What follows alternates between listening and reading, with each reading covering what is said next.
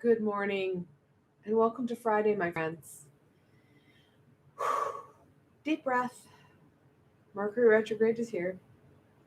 And I don't know about you, but last night I felt lots of shifting going on. And unfortunately, I don't think that's going to change over the next little while. As Mercury Retrograde settles in and we settle into this new kind of found norm, I'm interested to see what the next week is going to bring. And that's what we're going to look at. So tomorrow we're going to have the full wolf moon energy come in. And at the beginning of next week, we're going to see the full wolf moon. And then as that transcends out, we have Aquarius coming in. So there's a lot of really big, bold energies coming in next week. So I can't wait to see what it looks like. For the reading today, I have chosen the Crystal Visions Tarot. I love how it's very clear, yet not blunt or in your face. And then I've paired it with the Sacred Earth Oracle. I like the very grounded, earthy energy of this deck. And the one thing that came clear from yesterday's reading with the Mercury retrograde is that grounded, earthy energy is going to be really important for us. We know that from past experiences that's true. And so we're going to carry that same knowledge and tool to support us. So let's get into this week. It's crazy, but it's true. We're looking at the week of January 16th through the 22nd already. What can my friends expect from the week of January 16th through the 22nd? I know I spent a good chunk of the first week in January kind of off, giving myself a bit of a break, but wow, we're already into the middle of January. It's kind of crazy, I won't lie. All right. Expectation. We have a lot of expectations on what we think Mercury retrograde is going to bring us. At the same time, that may not actually be what we receive. We need to be open to whatever presents in whatever format it comes to us in. When we have that preconceived notion, we're not looking right in front of us or behind us. We're not present in our here and now. We are off looking at that expectation. We're waiting for it. So this week, we're going to have to be very careful and mindful that we're not focusing on things that aren't going to happen or shouldn't happen. Because there's a couple things that can happen there. One, we're going to miss out, like I said. And two, we can do what's called a self-fulfilling prophecy. So something bad's going to happen. Oh my God. And then you wait for it. You intentionally manifest that event or that situation. And then your worst nightmares or your worst fears come true. So opposed to, oh my God, this is my expectation. This is what I am thinking is going to happen. Taking that breath and being present for you right now. Because there are amazing opportunities. There are amazing things occurring all around us. We're just not paying attention to some of these amazing miracles that are right around us.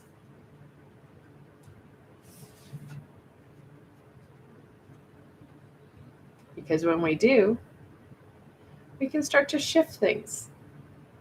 Things that aren't working so well or that we're struggling with will start to melt away as we embrace and send energy to what is.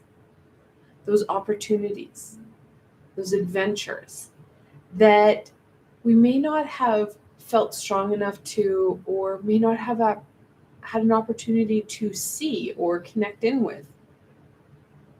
When we start to shift our energy from that, oh my God, negative, to, oh wow, this is amazing, you're going to see those opportunities shine.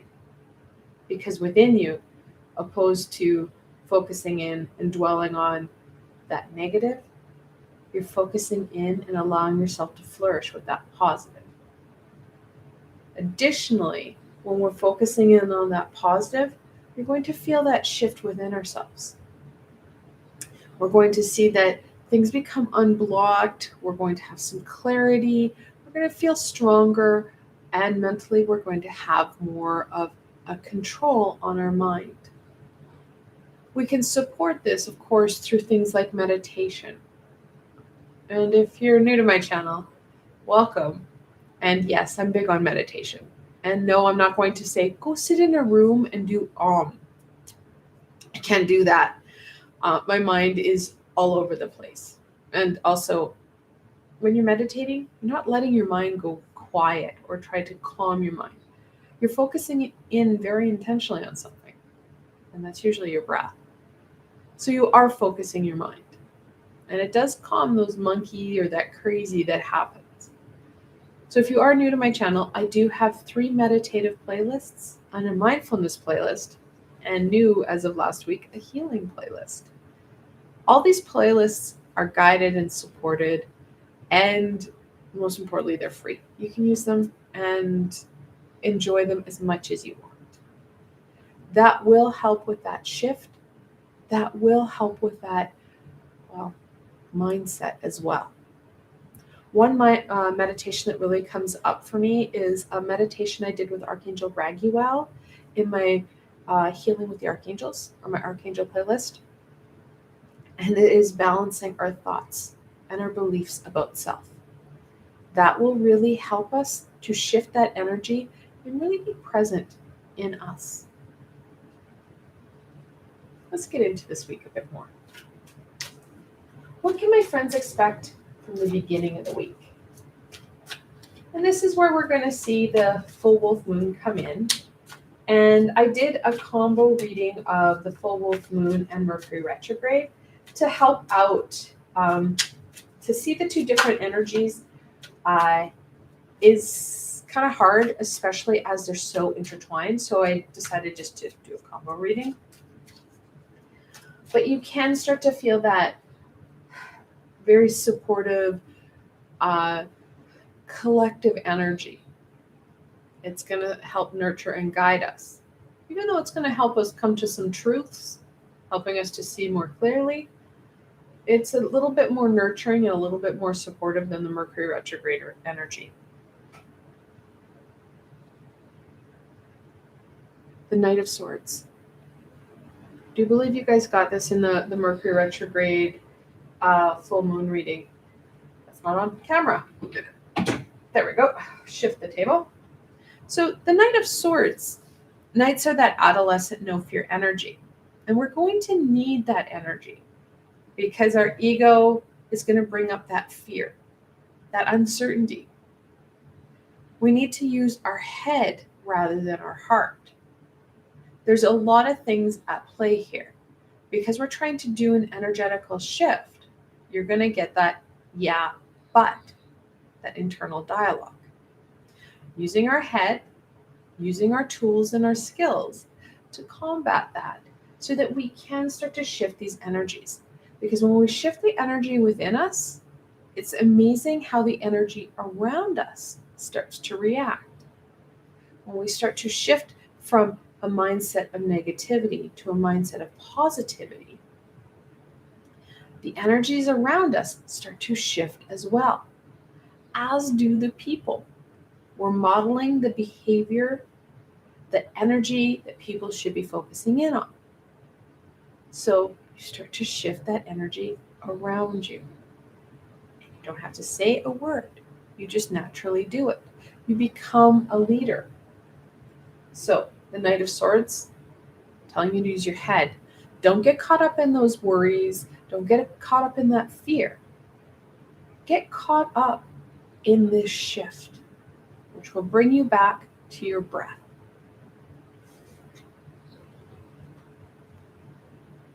The Five of Cups.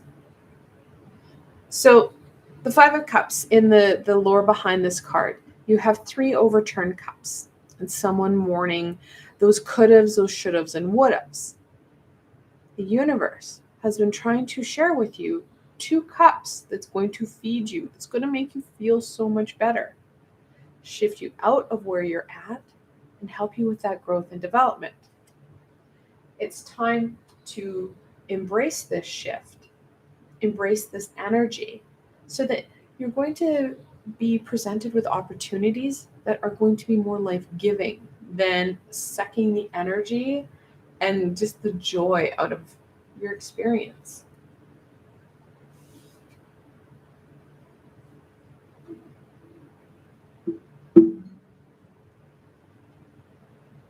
The Queen of Swords.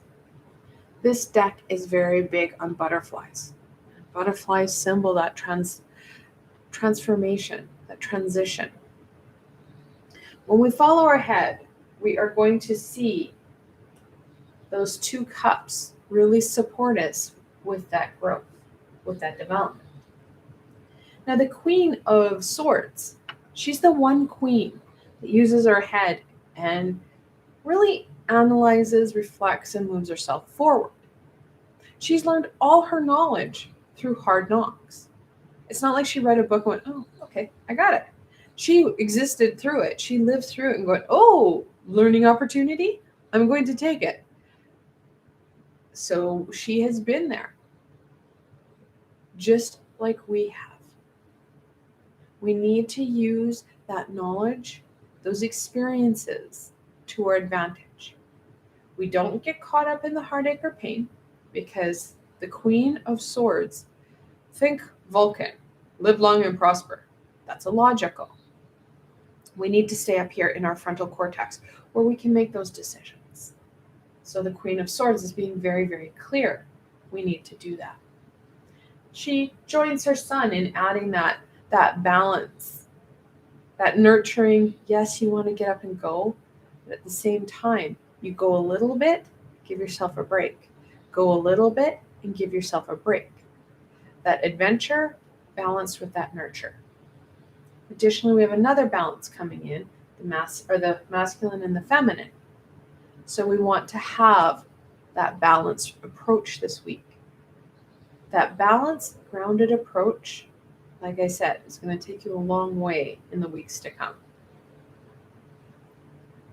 All right, let's go into the middle of the week. What can my friends expect from the middle of the week?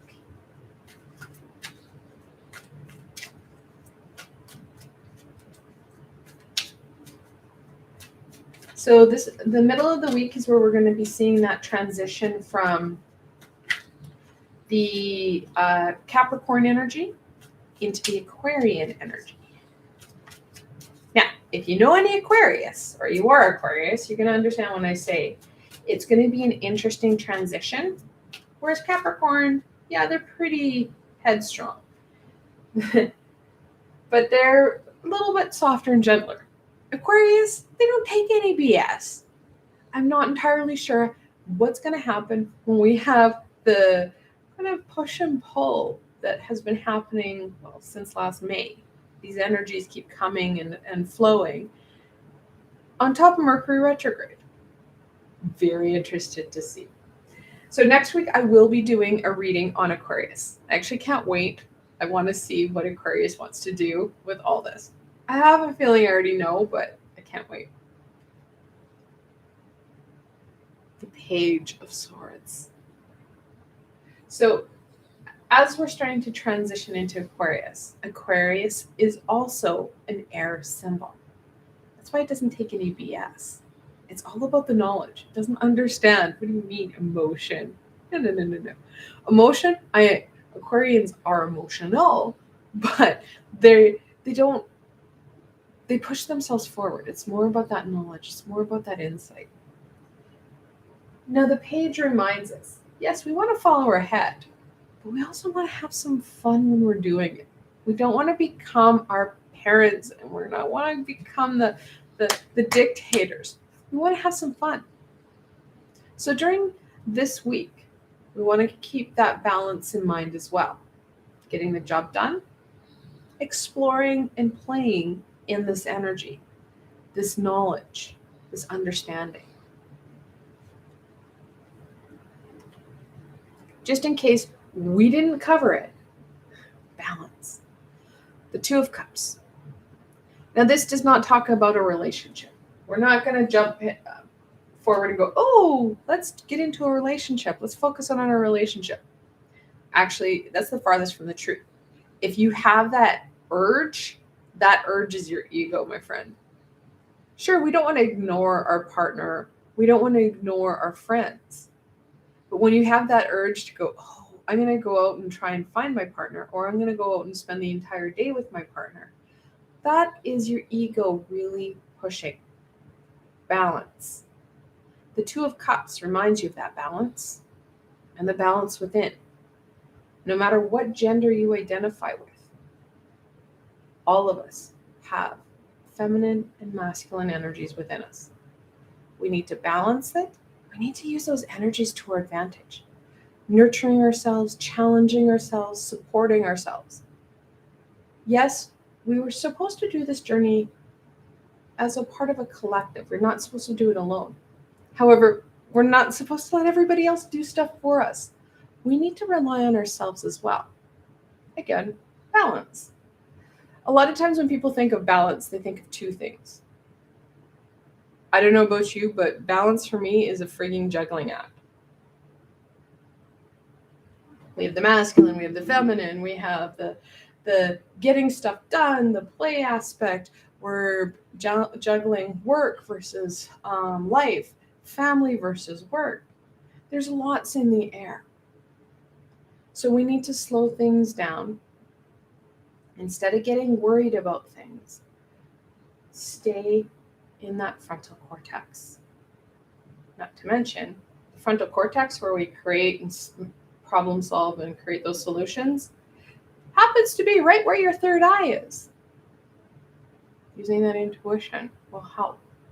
Now, it doesn't matter where our skill is. You can just be open to it. Because as we get moving forward, those ahas are very clearly dictated because we have so many swords. Additionally, we are coming into Aquarius, which is all about the knowledge. Do you get a pattern here? You guys are getting, well, let's see, we've got 6 cards on deck. 4 of them are swords. 2 of them are cups. We don't want to follow that emotion, but we do want to follow that intuition. So we have the 2 of swords. I'm going to have to shove this over. I am running out of table space. Okay. The 2 of swords talks about choices. And these choices are ours. We need to make them for our greater good, which means that we need to, when we're looking at that choice, we need that decision to make us feel good. It may scare us a little bit because we're like, okay, I'm going to try something. I'm going to dip my toes in and see what I think. Explore this aspect, this adventure. We're not running headlong into the storm here. Yes, the Knight of Swords does that. However, his mom is reining him back in. We want to make sure that we are slowly and surely going forward, making those decisions that fuel us rather than add to that stagnation. And we know those decisions that are going to fuel us because, yes, they may challenge us, but they're not hurting us and they're not hurting others. They make us feel good, they inspire us, and they do get us to shift and stretch out of that box that our ego has put us in. Now, we do have double 2s and angel messages. This is not surprising. When you have that multiple 2, the angels are telling you to be very mindful and maintain that balanced, centered energy. We're going to try for all 12 or 14 swords, aren't we? The Six of Swords. Reminding us that no matter what we're dealing with, what's happened, where we're at, we have to keep moving forward. Now, usually the Six of Swords and the original deck that Arthur Waite and Pamela Coleman Smith created. Pamela Coleman Smith drew the Six of Swords with a woman and a child and a ferryman going across a body of water to a new area. The Six of Swords talks about that movement, that travel. But we're not traveling alone. She's got her I believe they're crows, showing her the way. As I said earlier, we are not meant to do this journey alone. We need to connect in with those around us. I also said we shouldn't be relying on them to save us or to do things for us. They can support us. We do need to rely on ourselves a bit here. So making sure that we are relying on ourselves and we are pushing ourselves forward. It doesn't have to be a lot, just a little bit. Come on, camera. Perfect. Seven of Wands. Finally, we're getting off the swords a bit here. And the Seven of Wands really does brighten up this kind of collage of color. The Seven of Wands talks about not backing down, to moving yourself, you're not going to give up that fight. And that inner flame, that solar plexus energy is going to be imperative. It's going to help to really guide you, to push you and drive and really connect into that willpower to get things done. Because like I said, this is stuff you need to do for you. So in the middle of the week, we are going to be making some choices, and we are going to be relying a lot on that willpower to help drive us to light that pathway forward. All right, the end of the week. What can my friends expect from the end of the week? We will be in that Aquarius energy, and the Aquarian energy will be dealing with the Mercury Retrograde, the crazy of 2022. And like I said before, I'm very excited to see what this will do. Okay, so the card that came out right side up, the Nine of Wands. Again, we've got that fire, that inner flame, that willpower and drive forward. Now, the Nine of Wands talks about that framework that we have. All our past experiences, our supports, those challenges, they have created a structure, a support, a framework from what we can work from. We need to rely on that. All that we've learned, those positive supports, and help to really give us that, structure to fight from, because we know that Mercury retrograde causes a lot of challenge. We don't want to add to that challenge. When I say fight, I mean using our creativity and kind of taking that high road. Because if it comes to hand-to-hand combat, that is more your ego, especially when you're dealing with Mercury retrograde. So we have to be mindful. We are not a lone bubble. We are impacted by others and other energies. This fight that we're looking at, it talks about using that framework, that knowledge, to help overcome that without really having to get out and beat something. Yes, we are going to feel frustrated and challenged. And will we want to go out and beat something? Absolutely. Should we? No. Absolutely not. What we feel and what we do are two very distinct things. What we want to do is take that high road. So when people are barking and freaking out at us, we take that deep breath and go, okay, so what I'm hearing you say is that this is a challenge, or you're struggling with whatever, and help calm and diffuse using our skills and our abilities rather than adding fuel to the fire. Because there we're causing more heartache and pain. We lower our vibration. We make choices that aren't going to fuel that inner fire, make us feel good. We fuel that lower vibrational energy. It makes us feel kind of bad. So after that altercation that you have, you feel remorse, you feel that didn't go well, especially if you're looking at a work or school situation where you're going to have to deal with that person again. So making sure that we're taking time, taking that breath. When things get really, really heavy and overwhelming, take a potty break, go to the bathroom, and wash your hands under some water. Just let the water rinse your hands. You don't need to add anything else. Just let the water run over your hands and feel that frustration, that anger, that prickly energy just come out and be washed away. At the same time, taking deep breaths to calm that physical system. Simple, easy tool to support you in really maintaining some of that shifting. Because at the very beginning, I said we want to shift our energy from a negative to a positive. And this week is going to test us on that. Back to the swords. I love it. So the King of Swords. Kings, they're the most fully developed personality of their suit.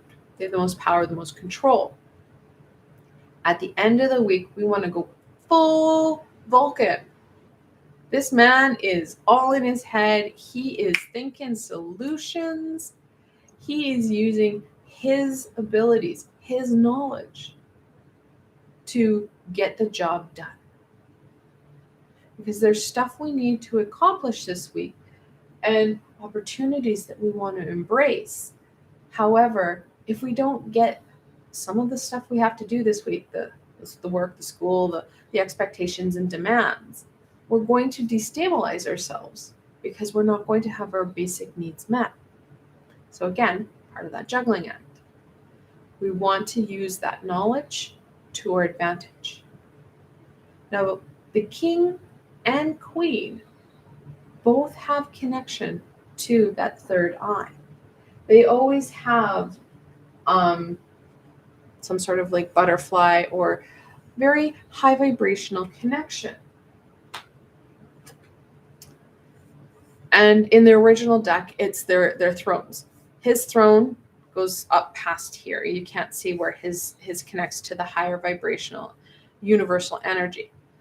Hers, she's got lots of cherubs and birds in her actual throne itself.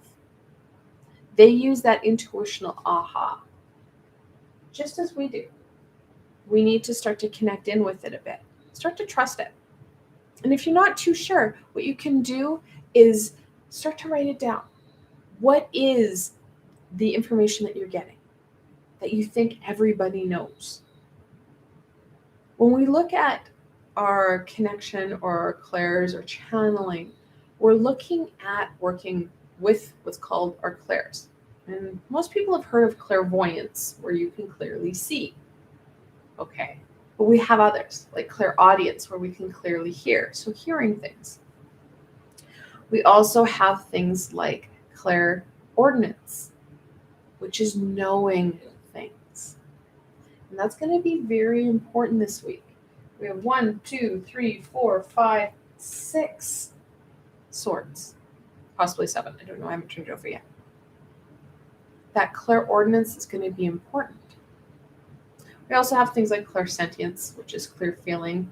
We also have fun ones like clairaugustus, which is like clear smelling.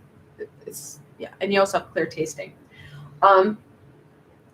When we were young, most of us have shut down our clairvoyance and our clairaudience due to fear. fear of things we saw, heard, or, depending on your generation, due to fear of judgment or possibly, well, and I won't lie, people were still medicated, thrown into asylums. That prosecution was real. That fear is very real, no matter what it is. So, as much as many of us want to clearly hear and see things, it may take some time, practice. Never have we been told to stop thinking. We may be told to stop overthinking, different thing. But that thinking and that processing is important. So we never shut off our clairordinance, nor did we shut off our clairordinance. I've got all my clairs mixed up, but the feeling. We want to make sure that we have those two working and we start trusting them. So we can start to take that Vulcan approach, that very analytical approach, and start to write down, what are the things that I'm feeling? What are the things that are coming to me? And these are easy clairs that we shut down super fast because everybody knows that. Everybody feels that, which is our ego trying to take over.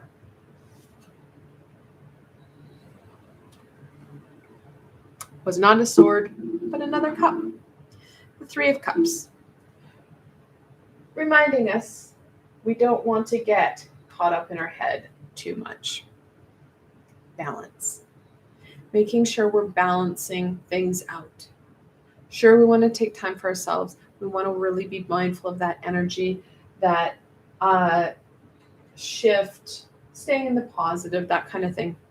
We also want to share that with our friends, enjoying and having fun with them, celebrating all that they've achieved and all that you've achieved. And no, I know I have friends and family who don't understand Mercury retrograde. They struggle during this time. They don't understand. They don't want to understand. That's okay. They don't have to. You can understand for them and just support them by being there and helping them think through things, using their creativity, using that willpower and drive to create solutions that are going to be supportive and beneficial to them. And we want it to be a high vibrational decision so that it doesn't take away from others. All right, let's see what else will support. Oh, come on. Okay. My friends, in overcoming the challenges they're going to face this week and embracing the so many amazing wonders and joys the week offers them.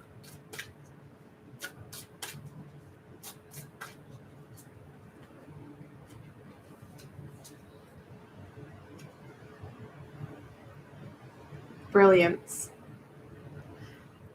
I believe it was Dumbledore who said that, I can't remember how it goes, something about the fact that when you find yourself in the dark, most people don't think about turning on the light. We can be that light. That inner flame, that passion can help light and guide our pathway. And as we're going forward and feeding ourselves and shifting our energy, we start to shine brighter. I know I just said that many of us are going to want to start to focus in on relationships, and we want that, their twin flame. They want those important people in their lives. Well, this week kind of helps you with that a bit, because as we shift our energy from a low perspective to a high, even though we're in Mercury retrograde, we start to shine brighter. We become beacons in the dark. Now, our twin flame will find us more readily when that energetical signature that they're looking for, that they're attracted to, because they have that same energetical signature, well, they'll come towards us as we're attracted towards them as they shine brightly too. That's the problem with people who are like, well, I want to know where I'm going to meet my twin flame or my a soulmate. Well, the problem being is you need to be ready for that. So some inner work needs to be done. Because if you don't have that relationship in your life, that means that that work hasn't happened. If you do, you can still polish up on it, shifting that vibration, shifting that perspective to really strengthening you so you can strengthen that relationship even more.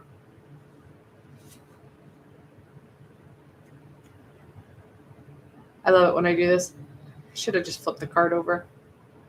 We need to get further down past that fluffiness. As I said, most of us have shut down things. Well, our ego has also protected us by putting up barriers, shields, and protections so that we don't get hurt. Well, that's superficial. It's right on the surface. We need to get deeper.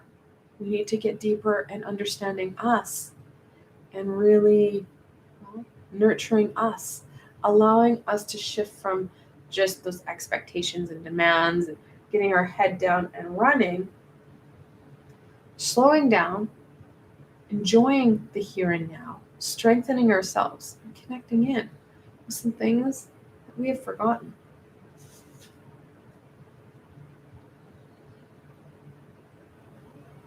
Formation. Because those things that we have forgotten, they help make us who we are. Sure, it might be scary. Sure, we may have forgotten. But it's information that we hold. And information is going to be key. It's going to help us know how to go forward. It's going to fuel us. It's going to guide us. So this week, we are looking at that information. Remember to stay in your head. And I don't mean overthinking things. I mean formulating and creating solutions that are high vibrational for everybody. Sure, it may be hard to do sometimes because people are reacting to Mercury retrograde, reacting to their computers not working, reacting to how people are treating them or talking to them, because there's going to be a lot of miscommunications over the next 3 weeks. So, taking that time, using your head, breathing, and checking in.